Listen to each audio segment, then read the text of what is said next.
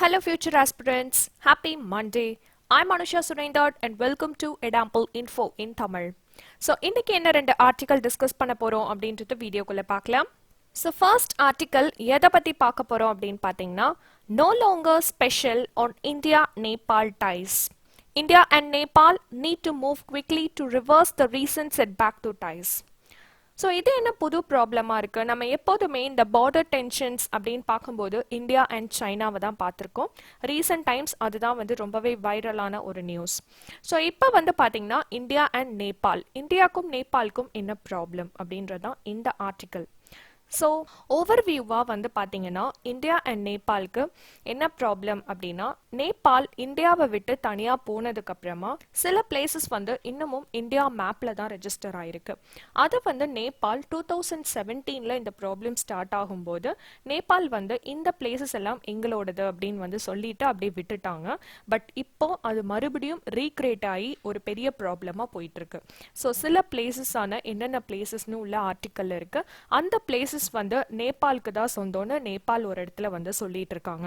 So இதை India எப்படி decide பண்ண போறாங்க அண்ட் இதுக்காக என்ன சொல்யூஷன் பண்ண போறாங்க அப்படின்றதா கொடுத்திருக்காங்க. வாங்க டீடைலா டிஸ்கஸ் பண்ணலாம்.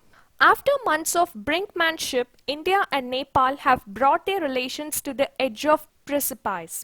ஸோ brinkmanship அப்படின்ற வேர்டோட மீனிங் என்ன அப்படின்னு பார்த்தீங்கன்னா, இந்த வேர்ட் எஸ்பெஷலி இன் பொலிட்டிக்ஸில் தான் இதை செயல்படுத்துவாங்க. அதாவது என்னன்னா, ஸோ பொலிட்டிக்ஸில் இப்போ ஒரு விஷயம் நம்ம சொல்கிறோம் அப்படின்னா அதை இன்னொருத்தவங்க ஒத்துக்கலை அப்படின்னா அது டேஞ்சரஸான ஒரு விஷயத்துக்கு எடுத்துகிட்டு போகிறது. ஒரு டிமாண்ட் வைக்கிறோம், ஸோ ஆப்போசிட்டில் இருக்கிறவங்க ஒத்துக்கலை அப்படின்னா அவங்கள ஒத்துக்க வைக்கிறதுக்காக நம்ம என்னென்ன டேஞ்சரஸான திங்ஸ்லாம் நம்ம எடுத்து வைப்போம் அப்படின்றது தான் brinkmanship. So India and Nepal இவங்க ரெண்டு பேருக்கு உள்ள ரிலேஷனை தான் brinkmanshipல மென்ஷன் பண்ணியிருக்காங்க. எட்ஜ் ஆஃப் அ ப்ரிசிபைஸ், ப்ரிசிபிஸ் அப்படின்றது ஒரு டேஞ்சரஸான சிச்சுவேஷன்.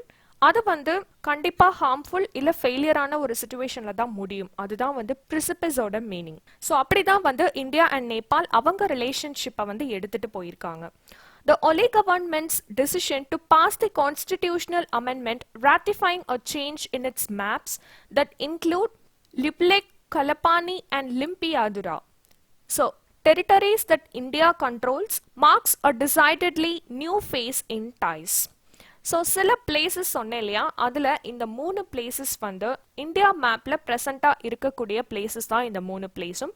ஸோ இந்த 3 பிளேஸை வச்சு தான் இந்தியா அண்ட் நேபாளுக்கு நடுவில் இந்த மாதிரி பிரச்சனைகள் நடந்துட்டுருக்கு. So Oli government, KP Sharma Oli is the Prime Minister of Nepal. அதுதான் Oli government அப்படின்னு மென்ஷன் பண்ணியிருக்காங்க. While the issue is an old one, it resurfaced in 2019 when New Delhi published new political maps to reflect the changes following the decision on August 5 to reorganize the state of Jammu and Kashmir, and Nepal objected to the depiction of disputed territory. So இந்த problem first 2017 இது எங்களோடது தான் அப்படின்னு சொன்னாங்க. And அதுக்கப்புறம் அப்படியே டோட்டலாக விட்டுட்டாங்க. 2019 என்ன ஆச்சு அப்படின்னா, அதுதான் ஓல்டு ஒன். இந்த இஷ்யூ ரொம்ப ஓல்ட். பட் இப்போ என்ன ஆயிருக்கு, மறுபடியும் ஏன் அதை ரீசர்ஃபேஸ் பண்ணியிருக்காங்கன்னா, 2019 ஆகஸ்ட் அப்போ ஜம்மு அண்ட் காஷ்மீரோட ஸ்பெஷல் கான்ஸ்டிடியூஷனல் ஸ்டேட்டஸை சேஞ்ச் பண்ணாங்க இல்லையா. ஸோ அப்போ இந்தியா ஒரு புது வரைபடம், அந்த மேப்பில் சில சேஞ்சஸ் மட்டும் பண்ணியிருந்தாங்க. அந்த சேஞ்சஸை பார்த்துட்டு மறுபடியும் நேபாள் இந்த இது நாங்கள் அப்ஜெக்ட் பண்ணுறோம், ஸோ இதுக்கு நாங்கள் ஒத்துக்க மாட்டோம் அப்படின்றதான் அவங்க சொன்னது. டிபிக்ஷன் அப்படின்றது ஒரு சித்தரிப்பு, அதாவது இருக்கிற மாதிரி அந்த ஆர்ட் மாதிரி அவங்களாவே அவங்களோட இமேஜினேஷன், இந்த ஆர்ட்டுக்கு நாங்கள் ஒத்துக்கலை அப்படின்றத அவங்க சொல்லியிருக்கிறது அந்த வரைபடம்க்கு. In 2000 and 2014, India and Nepal agreed to hold talks about Kalapani and Susta without much success. So 2000லையும் 2014லையும் இந்தியா அண்ட் நேபாள் இதோட பேச்சுவார்த்தைகள் இந்த பிளேசஸ்க்கு, அதாவது கலப்பானி அண்ட் சுஸ்டா, இதோட பேச்சுவார்த்தைகளுக்கு நம்ம ஹோல்ட் பண்ணி வைக்கலாம், ஸோ இது அப்புறமா பேசிக்கலாம் அப்படின்றதான் அவங்க அந்த டைம்ல எடுத்த டிசிஷனா இருந்தது. ஸோ இதில் இன்னொரு முக்கியமான விஷயம் நல்லா கூர்ந்து கவனிச்சோன்னா நம்மளுக்கு தெரியும், இந்தியா அண்ட் நேபாள் இவங்க ரெண்டு பேரும் இல்லாம நடுவில் இன்னொருத்தவங்க இருக்காங்க அப்படின்றது நம்மளுக்கு தெரிய வருது. என்னன்னு பார்த்தீங்கன்னா, அந்த இன்னொருத்தர் யாரு இந்த பிரச்சனையில இன்வால்வ் ஆயிருக்காங்கன்னா, தட் இஸ் சைனா. ஸோ எதனால சைனா வந்து இந்த இடத்துல இன்வால்வ் ஆயிருக்காங்க அப்படின்னு பார்த்தீங்கன்னா, நேபாளோட லீடிங் பார்ட்டி, ஸோ நேபாளோட இப்ப இருக்கக்கூடிய KP Sharma Oli, he belongs to Nepal communist party. So already தெரிஞ்ச விஷயம், சைனா வந்து கம்யூனிஸ்டுக்கு சப்போர்ட் பண்ற ஒரு கண்ட்ரி. ஸோ அப்படி இருக்கும் பட்சத்தில் சைனா நேபாளுக்கு சப்போர்ட் பண்ணிட்டு இருக்காங்க. அண்ட் அந்த விஷயத்துல சைனாவோட கட்டளைப்படி தான் நேபாள் இப்போ அந்த பழைய விஷயத்தை ரீக்ரியேட் பண்ணி கொண்டு வராங்க அப்படின்றது தெளிவா தெரியுது. Matters snowballed when India's defense minister inaugurated a surfaced road over the territory when Nepal protested. Indian Army Chief General Naravan suggested it was at the behest of China. So behest அப்படின்றது கட்டளை. So சைனாவோட கட்டளைப்படி தான் நேபாள் அந்த ப்ரொட்டஸ்டும் பண்ணாங்க. And அதுக்கப்புறமா இந்த விஷயத்துக்கு மறுபடியும் ரீக்ரியேட்டும் பண்ணியிருக்காங்க அப்படின்னு சொல்லியிருக்காங்க. At the base of the rift is the lake of diplomatic manoeuvring to allow a step back from the brink. So இந்த மாதிரி சிச்சுவேஷன், இந்த இஷ்யூஸ்லாம் பார்க்கும்போது ரொம்ப கிளவரான ஒரு பிளானிங் வந்து நடந்துட்டு இருக்க பின்னாடி அப்படின்றது தெளிவாக தெரியுது. ஸோ மேனுவரிங் அப்படின்றது cleverly plant. So bring is extreme edge, முன்னாடி சொன்னோம் இல்லையா. While New Delhi contends that it was willing to discuss matters at a mutually convenient date, Kathmandu says the MEA has rejected 2 dates suggested by the Nepal MOFA and has routinely dismissed requests from the Nepal ambassador for a meet with the foreign secretary. So இதில் வந்து again new Delhi வந்து இந்த மேட்டர்ஸை பற்றி discuss பண்ணுறதுக்கு கன்வீனியன்டான date, mutually convenient, so ரெண்டு கண்ட்ரிக்குமே கன்வீனியன்டான date வந்து fix பண்ணுறப்போ கத்மண்டு என்ன சொல்றாங்கன்னா, Kathmandu is the capital of Nepal. So அந்த சைட்ல இருந்து என்ன சொல்றாங்கன்னா, ministry of external affairs MEA வந்து 2 டேட் சஜஸ்ட் பண்ண டேட்ஸை வந்து ரிஜெக்ட் பண்றாங்க அப்படின்றத சொல்லியிருக்காங்க. That was suggested by the Nepal MOFA, ministry of foreign affairs. So Nepal ambassador கிட்ட இருந்து வர எல்லா டேட்ஸ் அண்ட் ரெக்வெஸ்டும் வந்து டிஸ்மிஸ் பண்ணப்படுது அப்படின்றது தான் அவங்க சைட்ல இருந்து வந்திருக்கக்கூடிய குற்றச்சாட்டா இருக்கு. That the MEA said Kalapani talks could wait until both countries had dealt with the coronavirus pandemic first, further enraged the Oli government, which has pointed out India's participation by video conference in bilateral and multilateral meetings. So ரெண்டு சைட்ல இருந்துமே கண்ட்ரீஸோட இந்த பேச்சுவார்த்தைகள் வந்து நடத்தப்படும் அப்படின்னு சொன்னாங்க இல்லையா. இந்த பேச்சுவார்த்தைகள் வந்து கொஞ்சம் இந்த கொரோனா வைரஸ், இந்த பேண்டமிக் சிச்சுவேஷன் வந்து முடிஞ்சதுக்கு அப்புறம் ஸ்டார்ட் பண்ணலாம் அப்படின்றது தான் ministry of external affairs so அவங்க வந்து சொல்லியிருக்கிற பாயிண்ட். ஸோ இந்த டைம்ல வந்து வீடியோ கான்ஃபரன்ஸ் மூலியமாகவும் நம்மளால பண்ண முடியும். பட் என்னன்னா, ரொம்ப அவசரமான ஒரு டிசிஷன் எடுக்க வேண்டிய சூழ்நிலை வரும். ஸோ எல்லாம் முடிஞ்சதுக்கு அப்புறம் பண்ணலாம் அப்படின்றது தான் அவங்களோட பாயிண்டா இருக்கு. Meanwhile, Mr. Oli's purposeful manner in pursuing the amendment at exactly the same time as the India-China border standoff bolsters the belief among some in New Delhi that he is speaking with confidence born from Beijing's backing.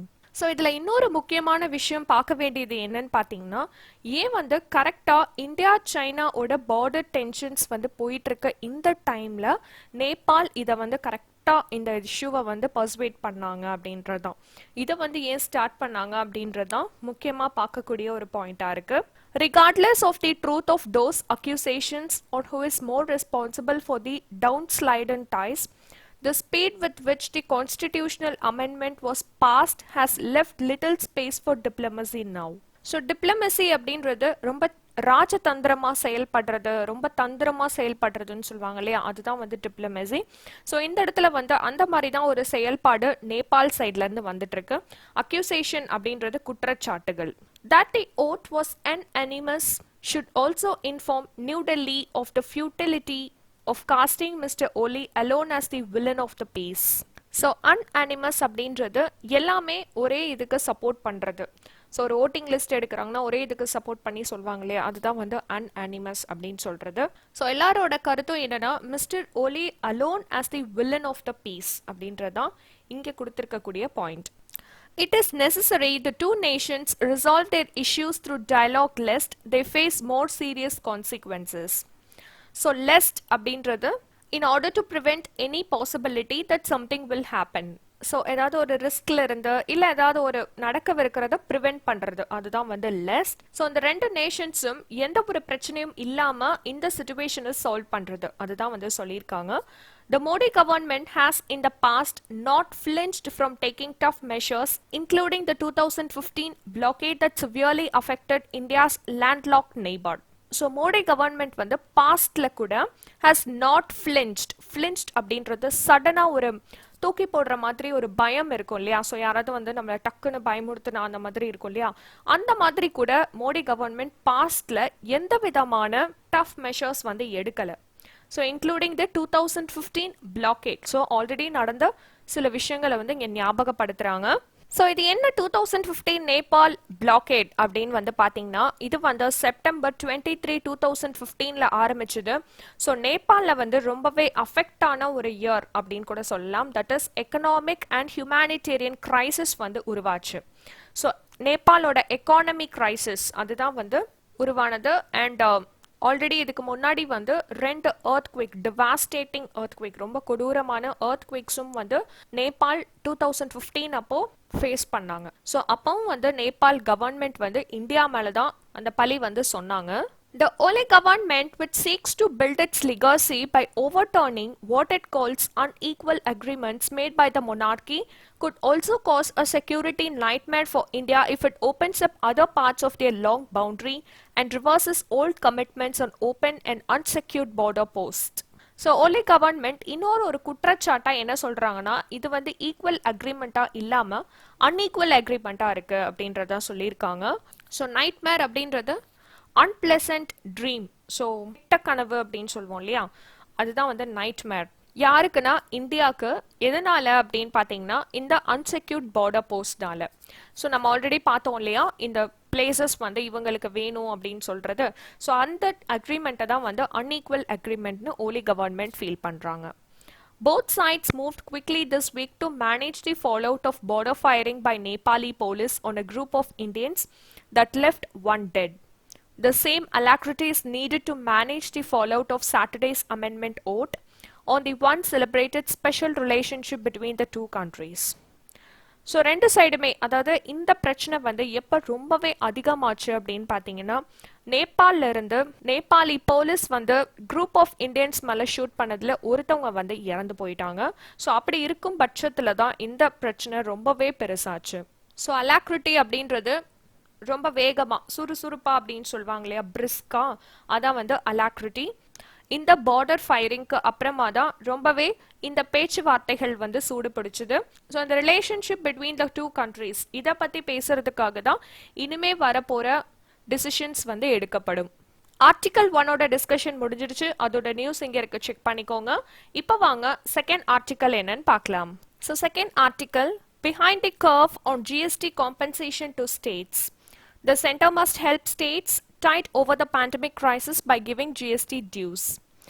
So compensation அப்படின்றது இழப்பீடு. So நம்ம எல்லாருக்குமே தெரியும் நம்ம என்ன ஒரு கிரைசிஸில் வந்து நம்ம ஃபேஸ் பண்ணிட்டு இருக்கோம். நம்ம ஹோல் இந்தியா, ஹோல் வேர்ல்ட் அப்படின்னு கூட சொல்லலாம். ஸோ பர்டிகுலராக இந்தியான்னு எடுத்துக்கிறப்போ என்ன கிரைசிஸ் அப்படின்னு பார்க்கும்போது இந்த COVID-19 பேண்டமிக் கிரைசிஸ் தான் வந்து போயிட்டு இருக்கு.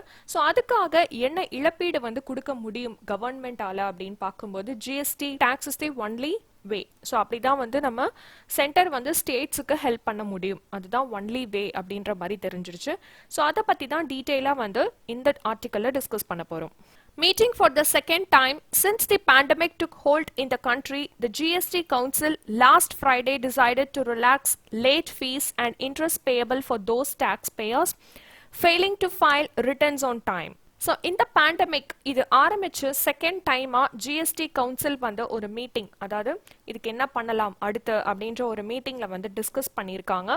ஸோ டேக்ஸ் பேயர்ஸ்க்கு எவ்வளோ தூரம் ஒரு ரிலாக்ஸேஷன் கொடுக்க முடியும் அப்படின்றதான் சொல்லியிருக்காங்க. Late fees and interest payable. So again வந்து கேப் வந்து கொடுத்துருக்காங்க ஃபார் திஸ் பேண்டமிக் சுச்சுவேஷனில்.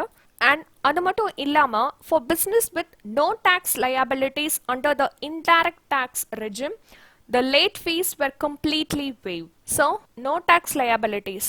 ஸோ இன்டைரக்ட் டேக்ஸ் அப்படின்றது எதை சொல்கிறாங்கன்னா sales tax, per unit tax, value added tax, VAT அப்படின்னு சொல்லுவோம் இல்லையா. ஸோ அந்த மாதிரி or goods and service tax, GST, இது எல்லாமே வந்து comes under indirect tax. So இது வந்து were completely waived, ஃபுல்லாகவே தள்ளுபடி செய்யப்பட்டது அப்படின்றது தான், completely waived. This is in line with similar relaxations announced by the center in March before the lockdown was declared to ease compliance deadline worries of small businesses in particular. So இதே மாதிரி இதுக்கு முன்னாடி மார்ச்க்கு, அதாவது இந்த pandemic situation start ஆகிறதுக்கு முன்னாடி announce பண்ணியிருந்தப்போ அதுவும் இதுவும் சிமிலராக இருக்கு. ஃபார் ஸ்மால் பிஸ்னஸ் பண்ணுறாங்க இல்லையா, அவங்களுக்கு இதில் ரொம்ப பெனிஃபிட்டாக இருக்கும். Since the full lockdown lasted longer than initially envisaged and only began to unwind this month, the forbearance on offer was a necessary step.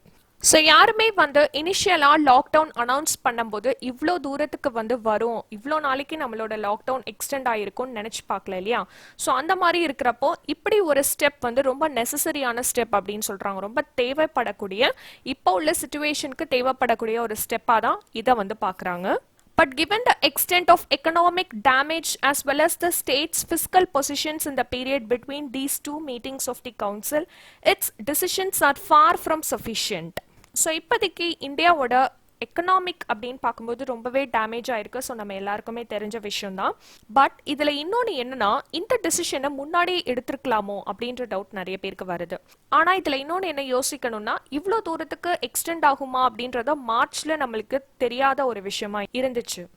In March, GST collections had slipped to rupees 97,597 crore after surpassing the rupees 1 lakh crore mark over the previous 4 months, and the numbers for April and May will not be known before July. So GST collections வந்து மார்ச்ல எவ்வளோ தூரத்துக்கு குறைஞ்சிருக்கு அப்படின்றத first சொல்லியிருக்காங்க. And அதுக்கப்புறமா previous 4 months compare பண்ணி பார்க்குறாங்க. And the numbers for April and May will not known before July. So July அந்த டைம்ல தான் வந்து தெரிய வரும். Before July, ஜூலைக்கு முன்னாடி இது தெரிய வராது. அண்ட் ஏப்ரல் மே இதில் வந்து இதோட ஜிஎஸ்டி கலெக்ஷன்ஸ் எவ்வளோ தூரத்துக்கு இருக்க போகுது அப்படின்றது ஜூலை அனௌன்ஸ் பண்ணுவாங்க. Finance Minister Nirmala Sitharaman has told state representatives in the council that just 45% of the indirect tax target had been met in the past 2 months. So Finance Minister Nirmala Sitharaman அவங்க என்ன சொல்லியிருந்தாங்க அப்படின்னா, last 2 monthsல 45% of indirect tax மட்டுமே தான் வந்து register பண்ணப்பட்டுச்சு அப்படின்றத சொல்லியிருக்காங்க. Although aware of the dwindling tax kitty during the lockdown, states have had their hands full managing the pandemic. Dwindling அப்படின்றது குறைஞ்சிக்கிட்டே வர்றது. ஸோ அந்த மாதிரி லாக்டவுனில் நம்மளுக்கு எல்லாருக்குமே தெரியும். ஸோ லாக்டவுன் அப்படின்னு பண்ணாலே எக்கனாமி குறையும். ஸோ எல்லாமே படிப்படியாக குறைஞ்சிட்டே தான் இருக்கும். அப்படி இருக்கும்போது ஸ்டேட்ஸ் மோர் ஓவர் அதை வந்து மேனேஜ் பண்ணது ரொம்ப பெரிய விஷயமா இருக்கு இந்த pandemic situation. It is for this reason that several states have been urging the center to extend emergency fiscal support and release past GST compensation dues enshrined in the pact that allowed the new tax regime to take off 3 years ago. So இந்த ஒரு ரீசனுக்காக தான், அதாவது இந்த ஸ்டேட்ஸுக்கு வந்து இப்போ இந்த pandemic சிச்சுவேஷனில் எந்த ஒரு நிதியும் கிடைக்காம இருக்கிற பட்சத்தில் தான் இந்த ஜிஎஸ்டி காம்பன்சேஷன் வந்து கேட்டிருக்காங்க. அப்படி இருக்கும் பட்சத்தில் தான் நிறைய ஸ்டேட்ஸ் வந்து சென்டருக்கு என்ன வலியுறுத்திட்டு இருந்தாங்க அப்படின்னா, தி need to extend emergency fiscal support. So fiscal அப்படின்றது நிதி. ஸோ எமர்ஜென்சியாக நிதி சப்போர்ட் வந்து தேவைப்படுது அப்படின்றது தான் நிறைய ஸ்டேட்ஸோட வலியுறுத்தலாக இருந்தது சென்டருக்கு. And release past GST compensation. So இதுக்கு முன்னாடி இருந்த ஜிஎஸ்டியும் வந்து இழப்பீடாக தந்துட்டா எந்த ப்ராப்ளமும் இருக்காது அப்படின்றதா சொல்லியிருக்காங்க. நிறைய ஸ்டேட்ஸ் வலியுறுத்தின விஷயம். In its stimulus package, இது வந்து ஒரு தூண்டும் விதமாக ஒரு பேக்கேஜாக தான் பார்க்குறாங்க. ஸ்டிமுலஸ் அப்படின்றது தூண்டுறது.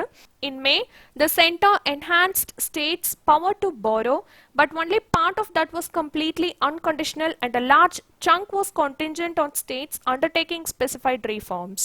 ஸோ இந்த பேக்கேஜில் வந்து பார்த்தீங்கன்னா அதில் என்ன தூண்டும் விதமாக இருந்தது அப்படின்னா, the power to borrow. So கடன் வாங்குறதுக்கான ஒரு power. These reforms may be long pursued ideals, but whether this is the right time for prioritizing them has been questioned. So இதில் வந்து ஓகே இது வந்து மேபி ஒரு கரெக்டான விஷயமா இருக்கலாம், பட் இது கரெக்டான டைம்ல எடுத்திருக்கக்கூடிய விஷயமா அப்படின்றதான் ஒரு கொஸ்டின்ல இருக்கு. பிகாஸ் இன்னும் எவ்வளவு தூரம் இந்த பேண்டமிக் சிச்சுவேஷன் வந்து போயிட்டு இருக்கும் அப்படின்றது இப்ப வரைக்கும் தெரியாத ஒரு புதிரா தான் இருக்கு. GST compensation for revenue shortfalls in the first 5 years of GST due to states for December 2019 to February 2020 was only released on June 4. Perhaps it was time to preempt discontent in the council's meeting. So GST ஓட இந்த due வந்து December 2019ல இருந்து February 2020 அதாவது இந்த pandemic start ஆகிறதுக்கு முன்னாடி வரைக்கும் தான் வந்து ரிலீஸ் ஆயிருக்கு. June 4 அன்னைக்கு ரிலீஸ் ஆன டேட்டா. ஸோ இதை வச்சு தான் இந்த கவுன்சில் மீட்டிங்ல கூட டிஸ்கஸ் பண்ணப்பட்டது. இந்த டேட்டாவை வச்சு தான் பண்ணாங்க. Yet, center-state ties could turn more fractious, especially in the GST Council, where things have usually evolved with consensus. So far, thanks to the failure to finalize the way forwarding for paying states for the compensation. So, center and state, இவங்க ரெண்டு பேரோட இந்த tie வந்து was more fractious. Fractious அப்படின்றது annoying. So ரொம்ப இரிட்டேட்டிங்கான ஒரு விஷயமா இருந்தது, தொல்லை பண்ணக்கூடிய ஒரு விஷயம் அப்படின்னு சொல்ல முடியும். ஸோ அந்த மாதிரி ஒரு விஷயத்த வந்து இப்போ இந்த ஒரு ஃபெயிலியரான சிச்சுவேஷன்ல ஃபைனலைஸ் பண்ணியிருக்காங்க. Thanks to the failure to finalise the way. So இப்போ இருக்கிற சிச்சுவேஷன்ல தான் இந்த காம்பன்சேஷனை வந்து கொடுக்கறதா வந்து சொன்னது வந்து ஒரு ஃபெயிலியரான ஒரு விஷயத்துல ஃபைனலைஸ் பண்ணியிருக்கிறதா சொல்லியிருக்காங்க. One of the ideas on the table, officially discussed for around 2 months, is to raise loans against future GST cess accruals in order to recompense states. So 2 months are discuss பண்ணிட்டு இருந்த விஷயம் வந்து loans against future GST. So இது வந்து GSTக்கு அகெயின்ஸ்டா வந்து loan எடுக்கிற மாதிரி. So அப்படிதான் வந்து 2 months டிஸ்கஸ் பண்ணிட்டு இருந்தாங்க. ஸ்டேட்ஸ்க்கு வந்து இன்னும் கொஞ்சம் ஈஸியா ஆகும் அப்படிங்கிறது மாதிரி. ஸோ இப்பதான் வந்து அதை தள்ளுபடி பண்றதா சொல்லியிருக்காங்க. Any decision on this front, along with proposed GST rate rationalizations in the textiles, footwear and fertilizer sectors that were on the council's agenda, can now only be expected at a special meet in July. So மற்றதுக்கெல்லாம் வந்து GST rate இன்னும் decide பண்ணாத sectors தான் வந்து சொல்லியிருக்காங்க.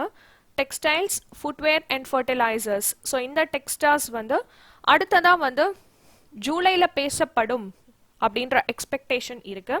Procrastination is not an appropriate response on this arc of the curve, be it the pandemic or the economy. So procrastination அப்படின்றது post பண்றது. So ஒரு விஷயத்தை தள்ளி போடுறதோ இல்லை வந்து டிலே பண்றது, போஸ்ட்போன் பண்றது, இது எல்லாமே ப்ரொக்ராஸ்டினேஷன். இது வந்து ஒரு அப்ரோப்ரியேட், இது வந்து ஒரு நிலையான ரெஸ்பான்ஸா இருக்காது அப்படின்றதா சொல்லியிருக்காங்க. ஸோ பேண்டமிக் சிச்சுவேஷன் வந்ததுனால இதை எடுத்தது ரொம்பவே நல்ல விஷயமா ஸ்டேட்ஸ் எல்லாம் கருதுறாங்க. ஆர்டிகல் 2 டிஸ்கஷன் முடிஞ்சிருச்சு. அதோட நியூஸ் இங்க இருக்க செக் பண்ணிக்கோங்க. இந்த வீடியோ உங்களுக்கு யூஸ்ஃபுல்லா இருந்ததுன்னா சப்ஸ்கிரைப் பண்ணாதவங்க கண்டிப்பா சப்ஸ்கிரைப் பண்ணிக்கோங்க. உங்களை நெக்ஸ்ட் யூஸ்ஃபுல்லான வீடியோல மீட் பண்றேன். பாய்.